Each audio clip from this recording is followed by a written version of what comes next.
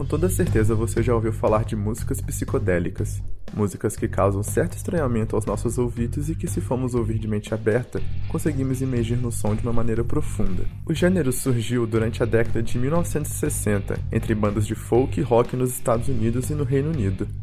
Não é um som popular hoje em dia, mas além do seu valor histórico e cultural, pode te surpreender. Várias bandas de estilo psicodélico atingiram a fama internacional.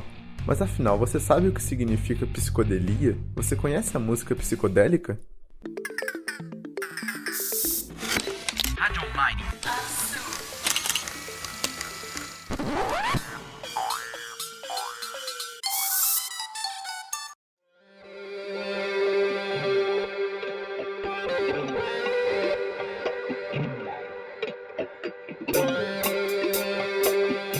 A origem da palavra surgiu no ano de 1957, quando o psiquiatra britânico Humphrey Osmond introduziu o termo psicodélico ou psicadélico numa reunião da Academia de Ciências de Nova York, descrevendo o termo como o que revela a mente, e o definiu como claro, suave e não contaminado por outras associações.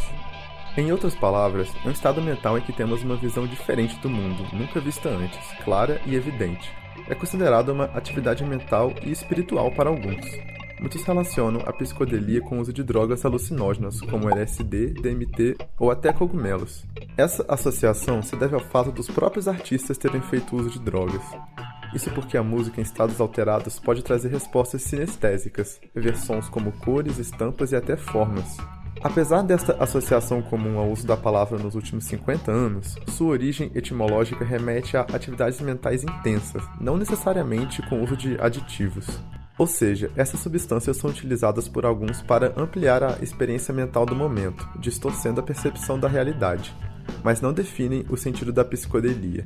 A psicodelia existe para além do mundo das drogas. Através das músicas psicodélicas e sem uso de nenhuma substância, é possível ter essa experiência, desde que você escute com atenção. Guitarras invertidas, loop de fitas, efeitos vocais, velocidades alteradas, o som distorcido, sons não musicais misturados. Esses são alguns exemplos da experimentação na música dessa época.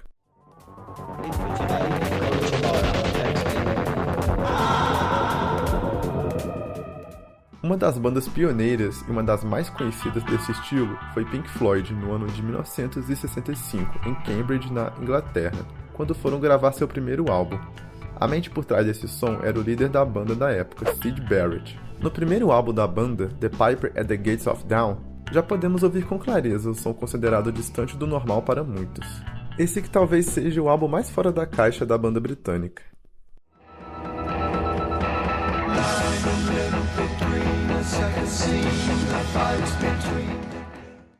Assim foi definido um novo estilo, que ampliava a mente com temas geralmente retirados de contos de fada, astronomia e fantasia.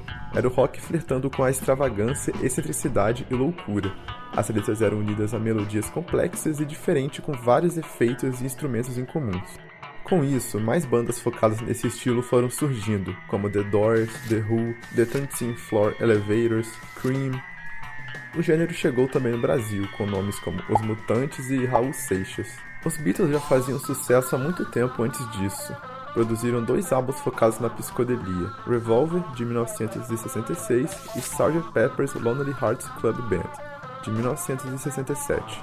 O Sgt. Pepper's incluía a música Lucy in the Sky with Diamonds, que, de acordo com John Lennon, foi uma coincidência a música possuir as mesmas iniciais da droga sintética LSD. O ano de 1967 foi marcado pelo lançamento de uma enorme quantidade de álbuns do gênero. O divisor de águas para a psicodelia pode ser considerado o álbum Surrealistic Pillow, da banda Jefferson Airplane. Dentro da arte, a psicodelia se relaciona com o surrealismo por se tratar de um movimento artístico que fala do subconsciente e explora isso em suas criações. Os dois movimentos são bem parecidos, tendo apenas contextos e épocas diferentes. Se o surrealismo queria explorar a psicanálise e falar da mente humana, o psicodelismo era uma forma de protesto em relação ao consumismo e capitalismo americano, uma resposta ao que vinha ocorrendo naquele período. Em capas de álbuns do gênero e quadros de artistas, nós podemos ver como a psicodelia refletia plasticamente quais eram os traços utilizados para os desenhos. Geralmente, eram desenhos com cores bem vivas, imagens distorcidas lembrando um pouco o surrealismo, imagens com fractais que remetem à expansão da mente, imagens duplicadas, espelhadas e às vezes como se fosse uma pintura líquida. O movimento psicodélico rapidamente se juntou ao ritmo musical do rock e à pop art, por terem linguagens ideológicas parecidas. A psicodelia não foi um movimento somente plástico ou somente musical. Foi um resumo de uma geração cansada com as guerras que precisava se expressar de alguma forma. Uma era de libertação, protesto e quebra de paradigmas. Essa era a contracultura que surgiu nos anos 50 e ganhou força nos anos 60 nos Estados Unidos. O rock trazia a expressão jovem insatisfeita com a guerra do Vietnã. Como o principal objetivo era fugir dos padrões comerciais e socialmente estabelecidos, é comum que o som das músicas cause estranheza. As pessoas que seguiam essa contracultura tinham em mente a transformação da consciência, dos valores e do comportamento.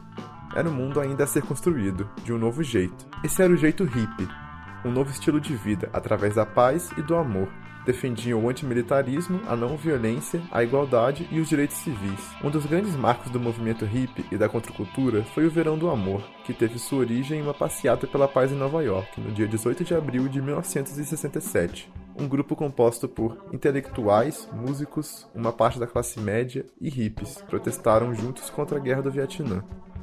Esse fenômeno social contou com manifestações em várias partes do mundo durante o verão do hemisfério norte. Eram pessoas que queriam encontrar um novo caminho para a humanidade. O ápice desse movimento de contracultura era na Califórnia, mais especificamente no bairro de High-Ashbury, em São Francisco, que será o epicentro do movimento hippie e do rock psicodélico.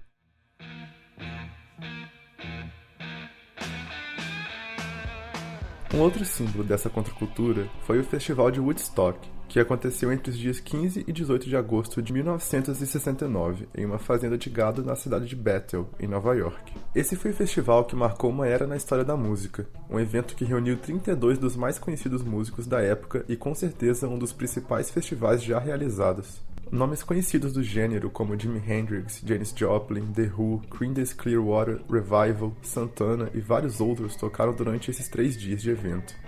Uma exposição aquariana, 3 dias de paz e música, esse era o nome real do evento. O evento surgiu do contato entre 2 organizadores e produtores musicais, Michael Lang e Artie Kornfeld. Ambos faziam parte da contracultura dos anos de 1960. E também 2 pessoas com dinheiro para investir, John Roberts e Joe Roseman.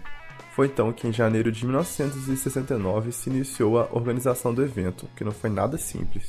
O anúncio que o festival aconteceria na fazenda de gado leiteiro de Marks Yarful aconteceu apenas 2 semanas antes do evento. O objetivo inicial era que o festival acontecesse, é claro, na cidade de Woodstock, que era onde Bob Dylan morava na época, esse que era um grande ídolo de Lang. Porém, Bob Dylan não participou do festival por motivos de agenda. Falando em recusas de artistas, um dos grandes impasses na organização foi a formação do elenco do festival. Muitos artistas e bandas como os Beatles, The Doors, Led Zeppelin e até Rolling Stones recusaram o convite para tocar, pois desconfiavam sobre calotes e falta de infraestrutura. O primeiro dia do festival foi marcado por um grande congestionamento, um dos maiores já vistos. Isso por causa das mais de 500 mil pessoas que compareceram, mais do que o dobro de gente estimada, fora as quase 1 milhão que não conseguiram entrar por causa da lotação ou por simplesmente não conseguirem chegar no local. Muitos deixaram o carro na estrada mesmo e foram a pé até a fazenda. Woodstock não foi histórico apenas pela quantidade de pessoas ou pela relação entre essas pessoas, mas também porque contou com apresentações musicais de impacto de grandes artistas. No cinema, Woodstock também teve grande impacto. O retrato do festival e sua atmosfera rendeu um documentário que ganhou o Oscar na categoria e foi indicado também ao prêmio de melhor edição e som. And the winner is Woodstock, Bob Murray.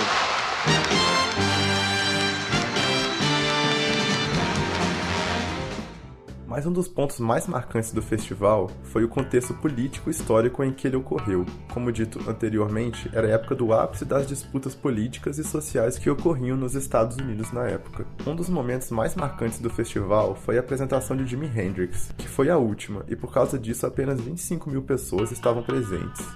Durante o show, Hendrix tocou o hino nacional dos Estados Unidos na guitarra, em protesto à guerra do Vietnã que matou milhares de soldados americanos.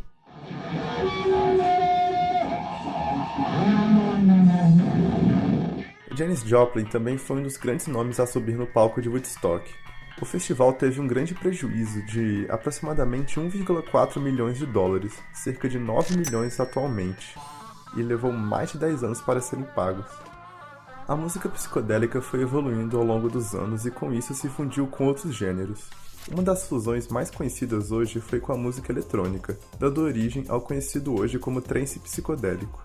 O nome trance vem do inglês, que a tradução literal seria transe ou êxtase. Isso aconteceu no início da década de 80, na cidade de Goa, no oeste da Índia. Goa era um lugar paradisíaco com praias e uma cultura minimalista.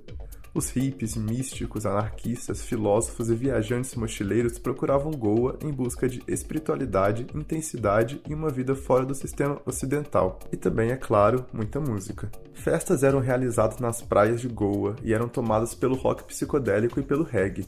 Os frequentadores dessas festas podem ser comparados aos hippies dos anos 60, pois possuíam as mesmas filosofias de vida.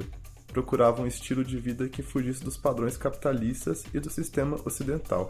A experimentação e a junção da psicodelia com a eletrônica fez surgir o chamado Goa Trance, precursor do conhecido Psytrance de hoje. O grande nome desse gênero é Goa Gil, um dos pioneiros do trance psicodélico. O Goa Trance tem como característica um som mais orgânico com melodias alegres e utiliza a repetição de elementos e uso de arpejos que tornam o som hipnótico. Possui também trechos de mantras indianos e efeitos psicodélicos.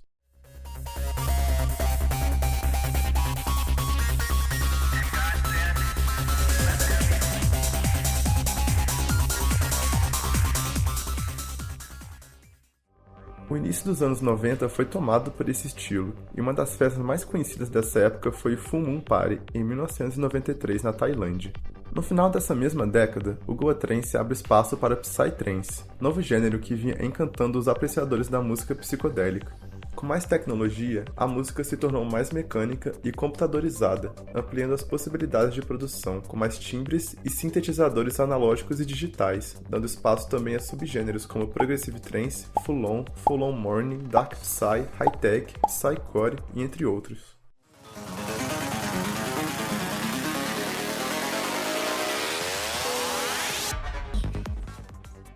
Alguns nomes mais famosos hoje na cena são Astrix, Vinivit, Mandrágora, Nihilix e Special M. Essas festas maiores são as conhecidas raves, que geralmente duram um final de semana inteiro. Os músicos e bandas que continuaram com a psicodelia tornaram-se os criadores do rock progressivo dos anos 70, que, mantendo o gosto pelos sons estranhos e longos solos, adicionaram influências do jazz e da música clássica à nova mistura. O rock psicodélico continua até hoje com algumas bandas alternativas bem conhecidas até, como Tame Impala, MGMT e Flaming Lips. O Brasil não fica de fora nessa, tendo Bulgarins como um dos maiores nomes do gênero aqui no país. A banda indie foi formada em 2012 e já conta com 8 álbuns produzidos.